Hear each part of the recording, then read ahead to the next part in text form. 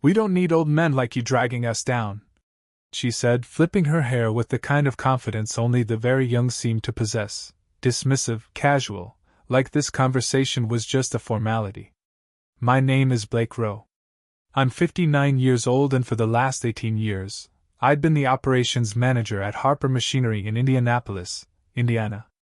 Not the loudest voice in the room, not the guy with grand speeches. Just the one who kept the machines running, the shipments on time, and the shop floor free of drama." I gave Vanessa a half-smile, more pity than politeness, nodded once, and walked out of her glass-walled office without a single word of protest. No outburst. No tears. No ego. Just the quiet kind of goodbye that hits harder than shouting ever could. I returned to my desk, took a breath, and began clearing out the small world I'd built across nearly 2 decades. Most of the younger staff didn't make eye contact as I packed up. They shuffled papers, pretended to read emails, some looked down at their phones. A few had started as interns straight out of high school. I'd taught them how to read blueprints, how to manage production schedules, how to fix a jammed press when no one else could. I'd celebrated their weddings, sent baby gifts, helped them through layoffs and lean quarters. And yet not a single one said a word as I folded my jacket, unplugged the photo frame on my desk, and loaded everything into a cardboard box that suddenly felt too small for a career.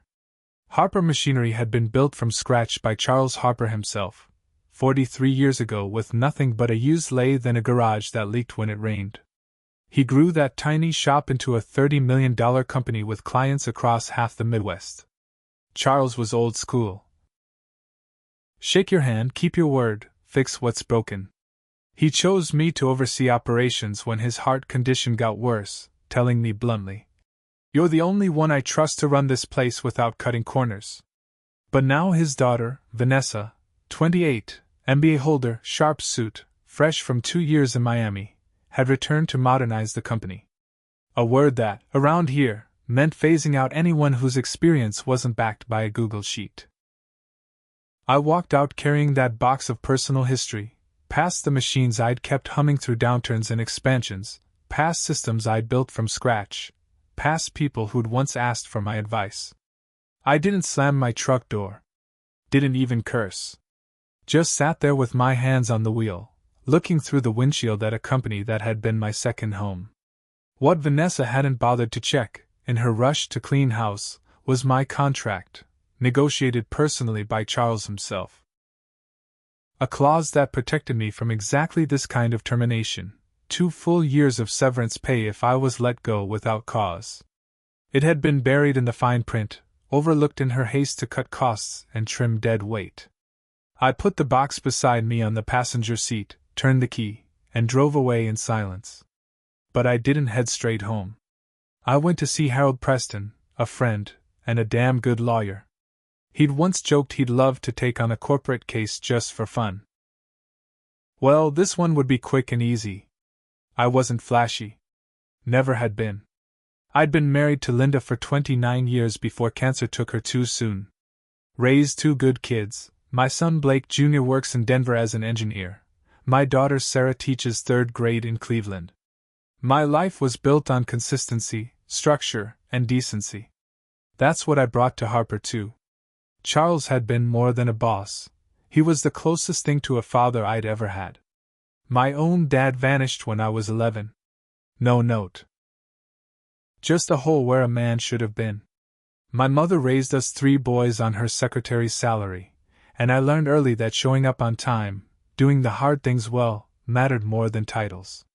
Charles gave me a shot when I was 41, laid off from an auto plant that had been circling the drain for years. I had no flashy resume, just hands-on skills, a night school degree, and a deep respect for how things worked. During my interview, Charles looked me in the eye and said, "Machines don't care where you went to college. They care if you know what the hell you're doing." He made me operations manager in under 2 years. We weren't buddies. We didn't grab beers after work, or go golfing. But we had a mutual respect that ran deep. When Linda got sick, Charles didn't wait for me to ask. He rearranged my whole schedule so I never missed a treatment. Family first, Blake, he told me. Always. The signs had started a year ago, though. Vanessa's presence became more than just symbolic. New consultants, new lingo, talk of KPIs and streamlining. Then came the surveys. The meetings I wasn't invited to. The silence after decades of input. And finally, today, the inevitable conversation masked as innovation. Meetings had started feeling more like TED Talks.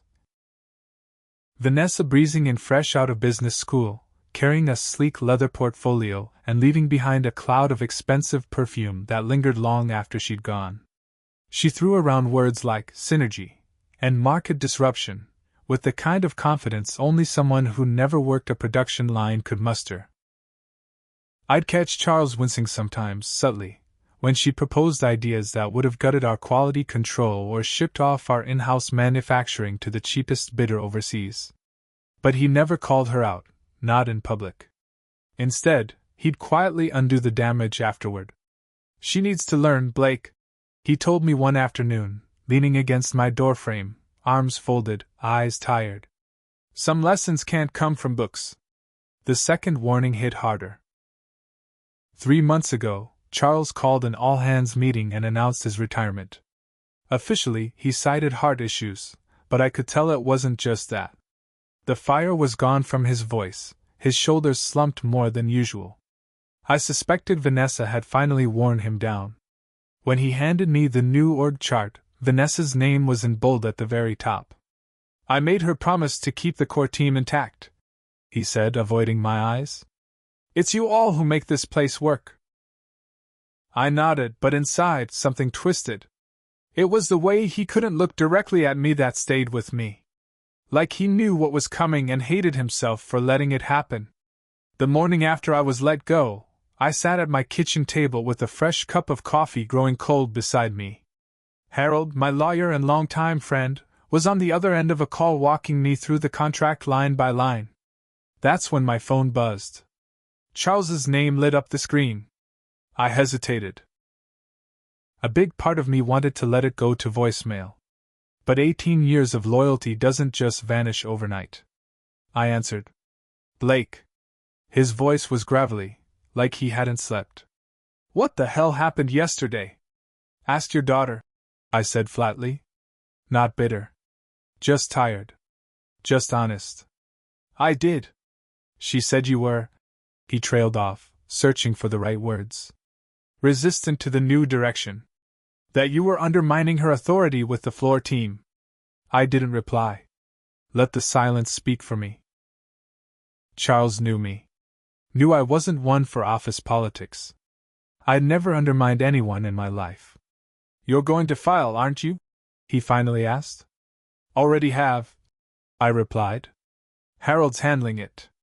He exhaled hard through the receiver. I warned her. Told her before I stepped down that there were protections in those contracts. Told her not to make decisions she didn't understand. There was another pause. Then he added, She cleaned house yesterday. You. Thomas. Jennifer. Anyone over 50. I clenched my jaw. Thomas had led engineering like a maestro for 12 years. Jennifer ran the QC lab with ruthless precision and pride. Neither of them could be replaced by a spreadsheet or a buzzword. Is that what you wanted, Charles? I asked quietly. To erase everyone who built this place with you. You know it's not, he said, voice cracking. But it's hers now. I gave her control. I heard voices in the background, hers sharp and assertive, like always. I've got to go, Charles said abruptly. The call cut off. I sat there staring at the contract spread across the table. Section 12, Paragraph 3.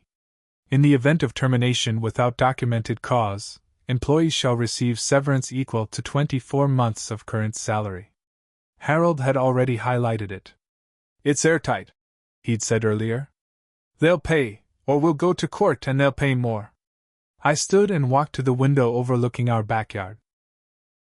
The maple tree Linda and I planted the year we moved in was still there, taller now, strong.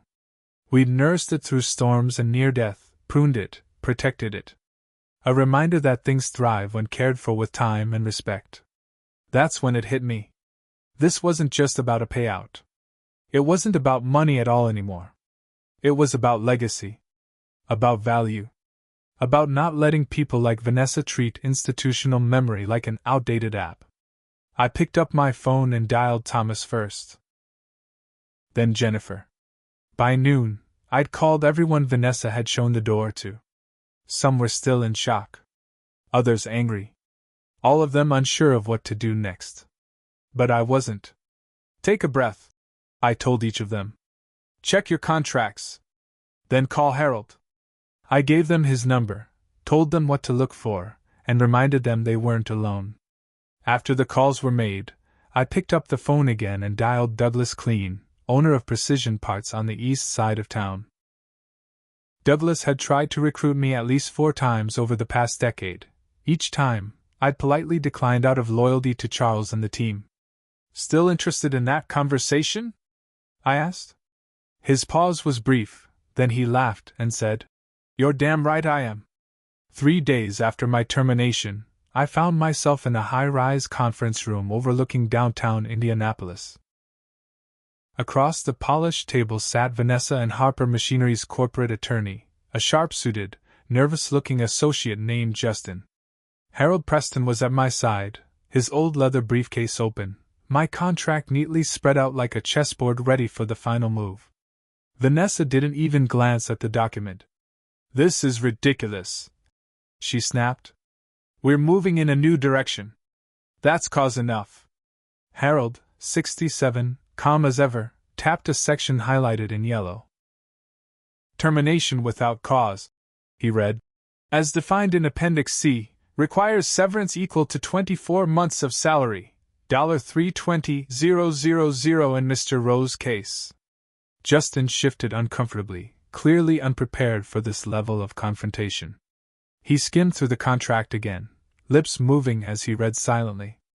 Miss Harper, he said cautiously, the definition of cause here is quite specific: performance failures, ethical violations, or criminal behavior. Vanessa leaned back, arms crossed.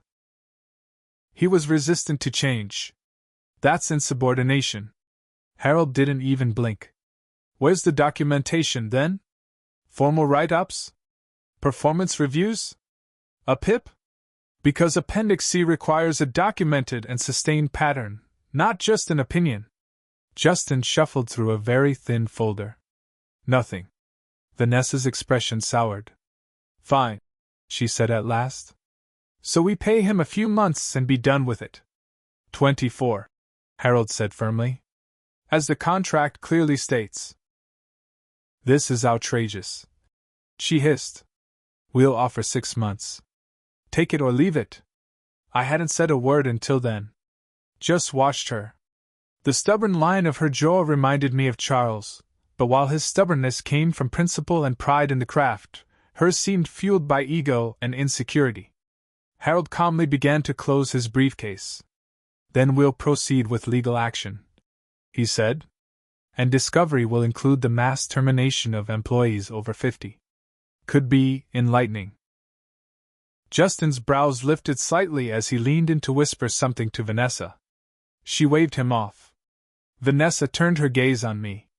Before you get too confident, Blake, she said icily, we're prepared to fight. This could take years in court. I've got time, I said evenly. We'll make sure everyone in the industry knows you're difficult. She continued. Good luck finding another job at your age. And then, just as the air in the room turned thick with tension, the door opened. And there stood Charles. He hadn't been in the office since his retirement party. He looked thinner, more fragile, but his presence was still commanding. Vanessa, he said quietly. A word. We're in the middle of something, Dad. That wasn't a request. Through the glass wall, I watched them step into the hallway. Charles spoke with urgency, his hands moving, his face tight with emotion. Vanessa stood stiff, arms folded. When they returned, she didn't meet my eyes. Justin, Charles said, his voice flat but firm. Prepare the severance agreement as outlined in Mr. Rowe's contract. Dad, not now. Charles turned to me. I'm sorry, Blake. This isn't how I wanted your time here to end. I nodded. That was enough. We'd said what needed saying over 18 years of trust. As Harold and I stood to leave, Vanessa stepped in front of me again. This isn't over, she said. I'll be reviewing all our vendor relationships. Any company that hires you, they can forget about doing business with Harper. Charles flinched, but didn't say a word. I didn't respond to her directly. Just nodded, thinking about my call with Douglas the day before. About the new partnership he proposed. About the underserved market niche Harper had ignored for years. One Precision Parts was ready to take over. You're right about one thing, I said as I passed her. It isn't over. A week later, the severance landed in my account. $320,000 minus taxes. More money than I'd ever seen in one go. I stared at the bank statement on my laptop, the number glowing like some kind of reward. I should have felt triumphant, vindicated, maybe even a little smug. But instead, all I felt was empty. The money wasn't the point. It never had been. And it sure as hell wasn't about revenge. It was something deeper, something older. Maybe pride. Maybe legacy. Maybe just needing to prove that steady hands still mattered in a world obsessed with disruption. That same afternoon, I met Thomas Baldwin, our former head of engineering, at a quiet diner halfway between our neighborhoods. It was just after 3. The place smelled like burnt coffee and reheated soup. A few truckers sat hunched at the counter. We took a booth in the back, where no one could overhear us. Harold got me a year's severance, Thomas said, stirring his cup without drinking from it. Not bad, considering. Nowhere near yours, of course. But still, better than being shown the door with nothing. He gave a tired laugh, the kind that doesn't quite reach the eyes. They want me to sign an NDA. 5 years? I asked. He nodded. Can't talk about proprietary methods, internal systems, basically the last 40 years of my life. Suddenly, I'm a liability. You signing it? He hesitated. Don't have much of a choice. Granddaughter starts college in the fall. That kind of tuition doesn't wait. I reached into my coat pocket and slid a business card across the table. Douglas Clean. Precision Parts. He's looking for a consultant. Someone who knows high-performance hydraulics. The kind Harper used to be proud of. Thomas raised an eyebrow. And no NDA? Nope. As long as it's general industry knowledge. Nothing proprietary, nothing tied to Harper's internal files. There's a line, and we won't cross it. He turned the card over slowly, thinking. Blake, what is this? You stirring the pot? I hadn't told anyone about my plans yet. But Thomas had earned the truth. We'd stood shoulder to shoulder through enough system failures and crisis turnarounds to know each other better than family. I'm partnering with Douglas, I said. We're launching a new division. Custom hydraulic components. Small batch, specialized work. The kind Vanessa shelved because it didn't fit her spreadsheet projections. Thomas blinked. The custom stuff? That's what Charles always said would carry Harper through the next decade. He called it our signature. She scrapped it. Said it was inefficient. Wants to compete with overseas suppliers now. Mass production, lower margins. Playing their game on their field. She's going to lose, Thomas said flatly. We can't win on labor costs. I know. And so does Charles. But I don't think he knows the rest. I leaned forward. I had lunch with Jennifer yesterday. Vanessa's liquidating equipment. Quietly. Selling off the machines Charles bought last year for the custom line. Thomas frowned. That's $2 million in hardware. At auction? She might have gotten 30 cents on the dollar. She's stripping the company, Thomas said, slowly piecing it together. Converting everything into cash. And guess who's been buying up real estate in Miami? He rubbed a hand over his face. You think Charles knows? If he does, he hasn't said anything. But I doubt it. He built that place with his bare hands. Not to sell it off in pieces. We sat in silence for a while, letting the weight of it settle between us. This wasn't just about a few jobs lost. It was about the 100-plus employees still walking through Harper's doors, unaware they were working in a company being hollowed out from the inside. "What are you going to do?" Thomas finally asked. "Build something better," I said, voice steady. "Something that respects the people who built it, and the ones who'll inherit it." "With Douglas?" he asked, not quite hiding the skepticism. "Douglas is funding it." "That's it. He's 2 years from retirement, wants to invest in something meaningful. But the vision, the execution, that's on us." Thomas gave a faint nod. "Let me guess. You need someone who knows hydraulics." I smiled for the first time in weeks. "You're at the top of the list. Once your NDA's sorted, and as long as you stick to general principles, not Harper's IP, you're in." He studied me. "This isn't about business for you, is it?" "No. It's about value. About doing the work that matters. About legacy." I paused. "Honestly? It's all I've ever wanted, to build something that lasts." 2 months after I walked out of Harper Machinery, I sat in Douglas Clean's office. Architectural plans for our new facility were spread across his desk.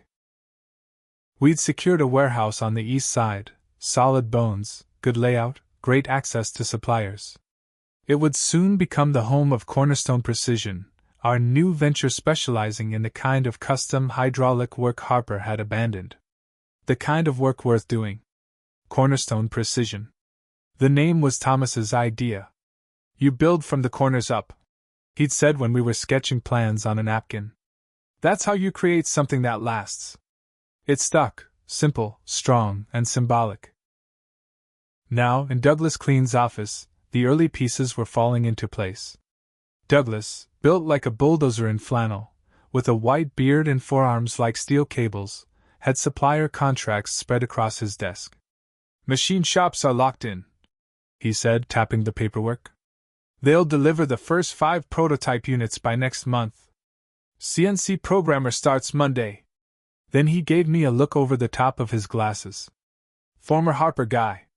You referred him, right?" I nodded. "Jason Wright. 6 years at Harper. Brilliant with CAD/CM integration, one of the best minds we had in modeling and automation. Vanessa had slashed his department's budget by nearly a third, then tripled her travel allowance in the same quarter. He walked out 2 weeks ago." "How many does that make now?" Douglas asked. 7, I said. "All high performers. People who made things work." He gave a low whistle. "Harper's bleeding talent. Bad leadership's like rust, starts slow, spreads fast. People follow vision. They follow values," I said. "Right now, Vanessa's offering neither." My phone buzzed.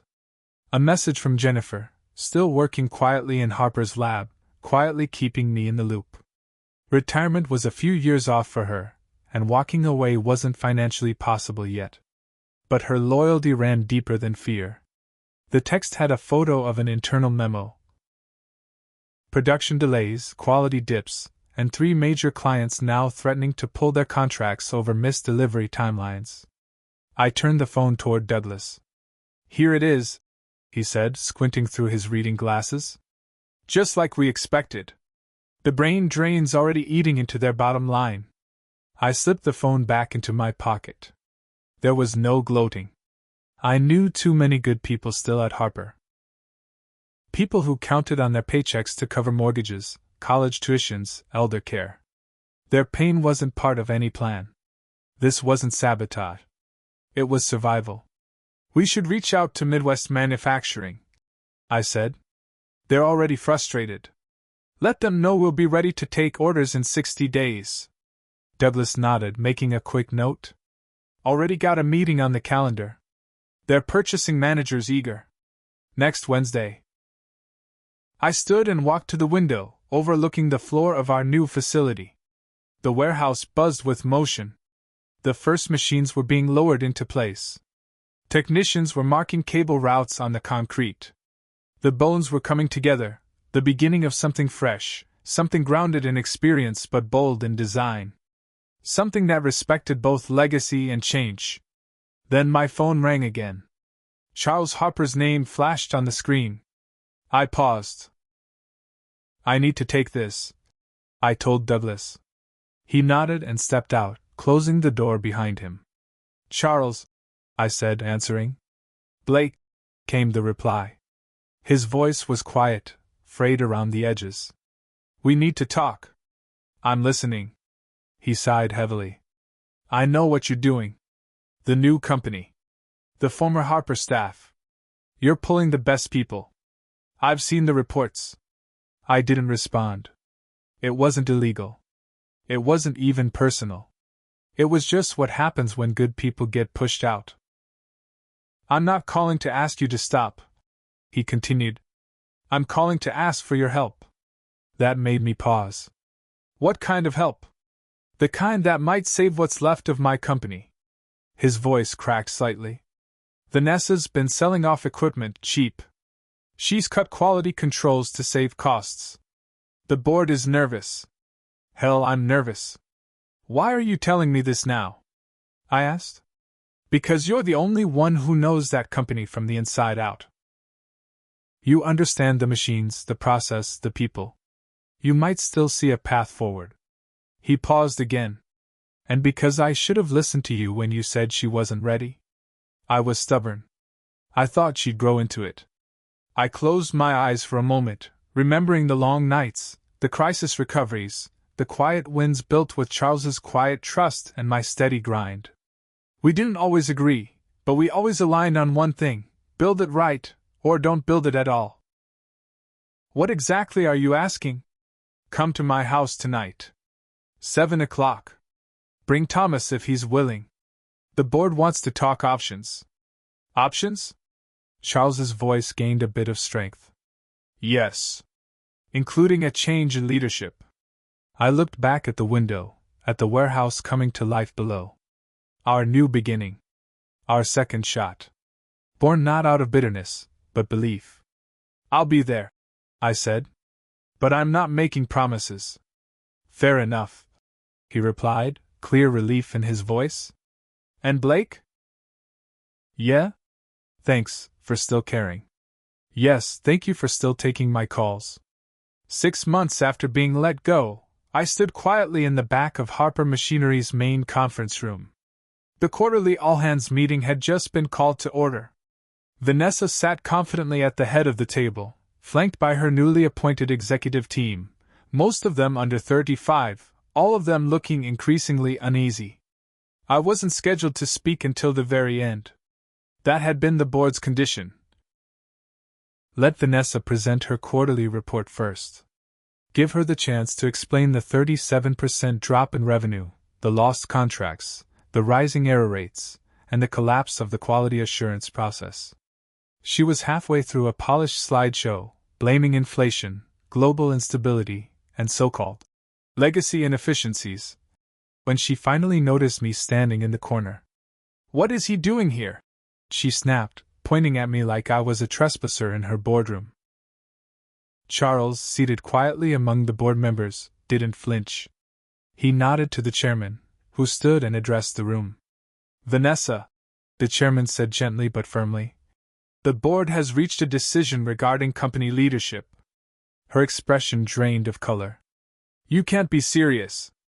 "Blake," the chairman continued, turning to me, "would you like to share the new arrangement?" I stepped forward slowly, holding the same navy folder Harold had once prepared for my severance. Only this time, it contained something far more significant. "Effective immediately," I said, keeping my voice steady. "Harper Machinery will merge with Cornerstone Precision." I paused, letting the words settle in the room. "The board approved the acquisition agreement this morning." Vanessa gave a short, incredulous laugh. "This is absurd. I'm the majority shareholder." "No," Charles said, standing with some effort, bracing himself on his cane. "You own 20%. I retained 51%, and this morning, I used that majority vote to approve the merger. I slid the folder across the table toward her. Cornerstone will absorb Harper's custom hydraulics division. The remaining operations will continue, under new leadership. My leadership, Thomas added, stepping through the doorway with quiet authority. Vanessa opened the folder, her hands visibly trembling as she flipped through the documents. This is business, I said, finishing the sentence for her. Nothing personal. 1 year later, I stood on the second-floor platform overlooking our expanded production floor. The facility now housed both Cornerstone Precision and Harper Custom Hydraulics, rebuilt, restructured, and re-energized. Teams moved in practice coordination. Machines hummed in sync. That music of productivity, the harmony of work done with care and clarity, it was back. Charles joined me on the platform, leaning heavily on his cane. His health hadn't improved, but the light had returned to his eyes. Seeing Harper recover, seeing it thrive, it had done more for him than any prescription ever could. Quarterlies just came in, he said, handing me a printed report. Best numbers in 5 years. I nodded as I read. Profit margins were up. Employee turnover was down. 3 new patents had been filed. Innovation and execution, finally working hand in hand again. Vanessa called yesterday, Charles said quietly, staring out over the floor. From Miami. I raised an eyebrow but said nothing. After the merger, she had vanished without so much as a goodbye. Took her settlement, left her office, and disappeared. She's starting a consulting firm, Charles went on. Asked if I'd invest? Will you? He shook his head. Told her to come back to Indianapolis first. Learn the business from the ground up, the way I did. The way you did. He smiled faintly. She hung up on me. Then after a beat. But she called back this morning. Asked if the offer still stood. Below us, Jason was walking 2 new programmers through our latest system. Jennifer, lab coat crisp, was inspecting components at her usual station, her practiced eye-catching details no machine ever could. Thomas sat nearby, sketching a design tweak on paper before uploading it to CAD. Experience and innovation, working together. Not at odds. Not in competition. Side by side. That's what we'd always believed in. That's what we'd rebuilt. You know, Charles said with a chuckle, when I added that severance clause to your contract, I never imagined it would lead to all this. I smiled, watching the company we'd both fought for. Neither did I. We stood there in easy silence, not needing to say more. We built something that lasted, something that mattered. Some lessons are expensive. But the ones that change you, the ones that stay with you forever, those are always worth the cost.